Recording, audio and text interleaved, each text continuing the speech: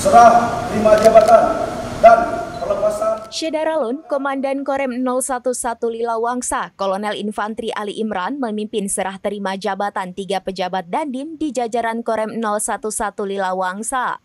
Upacara berlangsung di Gedung KNPI Korem Lok Semawe pada Kamis 17 Oktober 2024.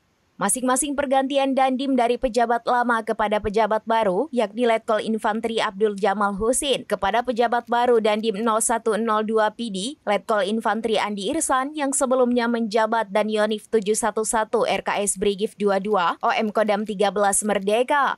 Selanjutnya, pejabat lama Letkol Infantri Kurniawan Agung Sancoyo kepada pejabat baru Dandim 0106 Aceh Tengah, Letkol Infantri Raden Herman Sasmita, sebelumnya menjabat dan Yonif 115 MLREM 012 TU Melabuh Aceh. Kemudian pejabat lama, Letkol Kavaleri Ino Dwi Setio Darmawan kepada pejabat baru Dandim 0119 Benar Meriah, Letkol Infantri Ahmad Fauzi, sebelumnya menjabat sebagai Dando Diklat Porindam 1 BB. Komandan Korem 011 Lilawangsa mengatakan alih tugas dan jabatan di lingkungan TNI Angkatan Darat bertujuan untuk meningkatkan kualitas satuan dan profesionalisme kepemimpinan.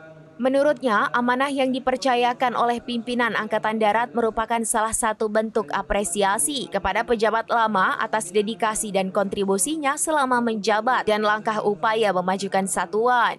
Danrem menyampaikan terima kasih setinggi-tingginya kepada pejabat lama serta berpesan kepada pejabat baru untuk terus mengukir inovasi dan kreativitas bersama prajurit di satuan menjadi lebih efektif dan efisien guna mendukung tugas pokok Korem 011 Lilawangsa dan TNI Angkatan Darat pada umumnya menjadi lebih baik.